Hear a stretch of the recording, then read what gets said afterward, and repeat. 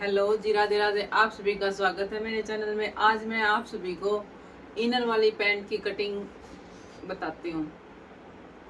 शुरू से देखना।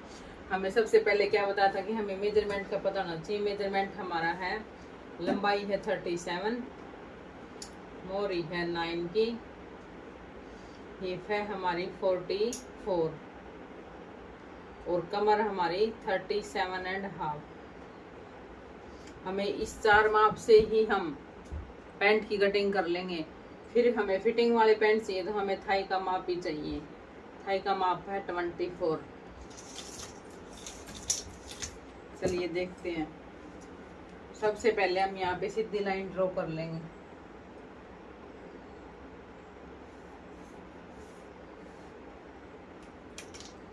और कन्नी को छोड़ के निशान लगाएंगे। कन्नी में खिंचाव बनता है, कन्नी को छोड़ के निशान लगाएंगे।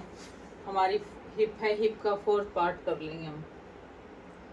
हिप का 4th पार्ट हो गया 11 और उसमें 1.5 इंच एक्स्ट्रा कर लेंगे, 12.5। 12.5 पे हमने निशान लगा लिया है और नीचे से भी हमने इतना ही लगाना है।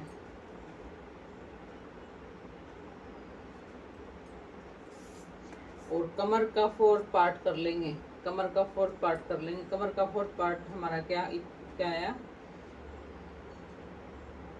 9.2 यानी कि 9 और 9.25 के करीबन। उसमें 1.5 इंच प्लस कर देंगे। उसमें 1.5 इंच प्लस कर देंगे। ये हम आसन लेंगे ऐसे। या फिर मैंने आपको बताया था कि हम 10 का आसन भी ले सकते हैं स्टैंडर्ड साइज में। सभी में नहीं चलेगा 10। स्टैंडर्ड साइज में जैसे 38 से लेकर 44 तक, 45 तक चल जाता है। 45 हो तो वहां तक चल जाता है।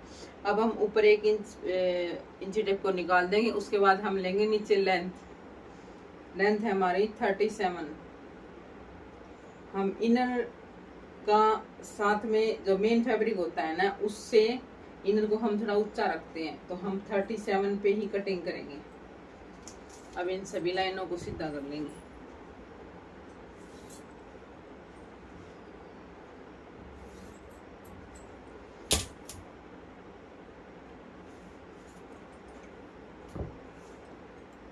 तो यहाँ पे एक बॉक्स बना लिया। ये करने वाली साइड है, ये हमने निकाल दी। इसको हम नहीं लेंगे। हमें सूट में भी नहीं लेनी और पैंट में तो बिल्कुल भी नहीं लेनी। अब हम लेंगे क्रॉच एरिया। क्रॉच एरिया हमारी हिप है 44, उसके अकॉर्डिंग हम 3.25 लेंगे। अब इसका हाफ करेंगे। जो क्रॉच एरिया लिया है और यहाँ पे जो कन्नी को छोड़ के इसका हाफ करेंगे, इधर ऐसे रख के इसका हाफ कर दिया।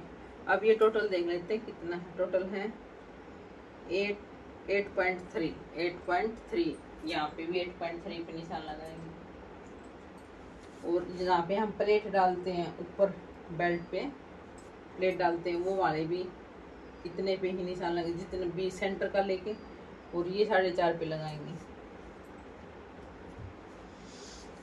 अब इधर लगाएंगे हम मोरी का निशान। सेंटर ले लिया और सेंटर में हमें मोरी करनी है 9 की। 4.5 इस साइड और 4.5 इस साइड।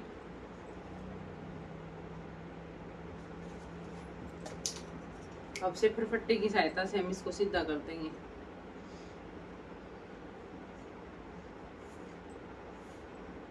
विदाउट इनर वाली बताई थी, उसमें निशान नहीं दिख रहे थे। जिसको भी दोबारा पूछनी है तो मैं दोबारा वीडियो डाल दूंगी विदाउट इनर की। आज मैं इनर वाली बता रही हूँ आपको। इनर को सेम कटिंग करेंगे,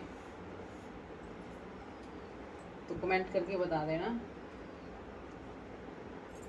दोबारा डालूं या आप सभी को सब आती है, या इसमें कुछ डाउट हो तो कमेंट करके पूछना।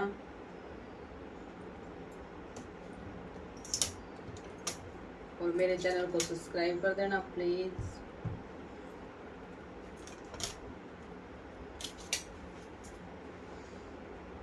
हम ये वाली क्रॉच एरिया भी बताया था कि हमें अंदर की साइड गहराई में नहीं लेना, हमें खड़े में लेना है। ये वाला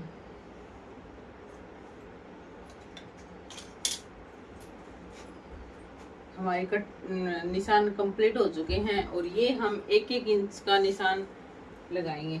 1/2 इंच उस साइड, 1/2 इंच उस साइड। ये हमारी प्लेट है।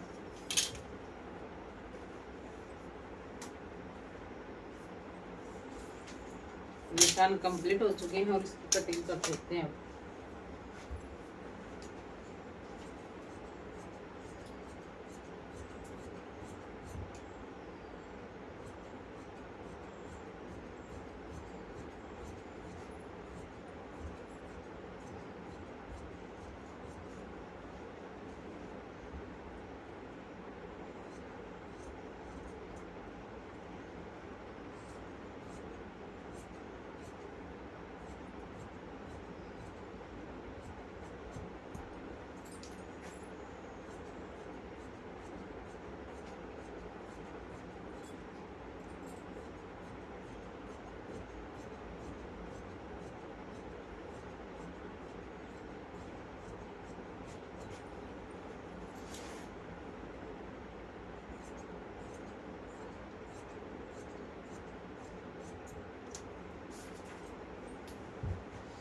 ये फ्रंट पार्ट है। अब बैक पार्ट अब बिछा लिया मैंने और बैक पार्ट कटिंग करेंगे। अब इसको उठा के इसके ऊपर रखेंगे और इसका जो बीच का सेंटर था 8.3 था, वही सेंटर बैक वाले पार्ट में भी लेंगे।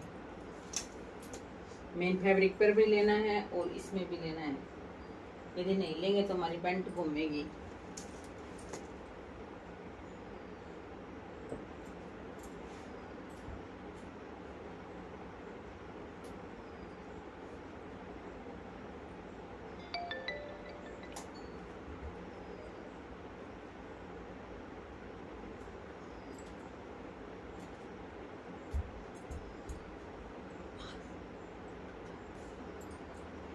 अब देखिए, अब इसको हमने इसके ऊपर रख लिया है और 1 इंच जो हमें मोरी की साइड था, पहले तो हमें सेंटर मिला है, उसके बाद 1 इंच जो हम मार्जिन का करेंगे। 9 इंच की मोरी तो हमें करनी है। 1 इंच जो मार्जिन का आएगा वो 1 इंच इधर लेंगे और इसमें 2.5 इंच प्लस करेंगे। 2.5 इंच आगे की तरफ बढ़ाएंगे इसको, 2.5 इंच ही इसमें बढ़ाएंगे और 2.5 ही इधर लेंगे। अब इसको बिल्कुल सीधा कर देंगे, बिल्कुल सीधा कर दिया। अब इसमें 3.5 के करीबन हम बैक पार्ट एक्स्ट्रा लेंगे, क्योंकि हमारी हिप के अकॉर्डिंग लेते हैं हम। जैसे जैसे हमारी हिप बढ़ती जाएगी तो हम इसको भी बढ़ा देंगे। बढ़ा के हम 4.5 तक ले जा सकते हैं। 55 या 50 प्लस में जो हिप जाएगी तो वो 4.5 तक भी हम ऊपर लेके जाएंगे और फ्रंट वाला हमारा छोटा होता जाएगा।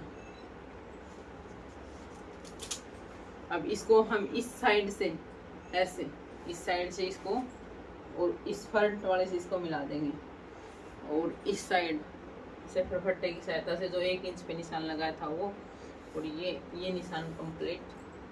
अब हमारा रहेगा क्रोच एरिया। क्रोच एरिया वही हमारा जैसे जितना फ्रंट का था 3.25 के करीबन, इतना ही हमें बैक का लेना। 3.25 इधर आ गया और फ्रेंच क्रो की सहायता से इसको खड़ी शेप दे देंगे।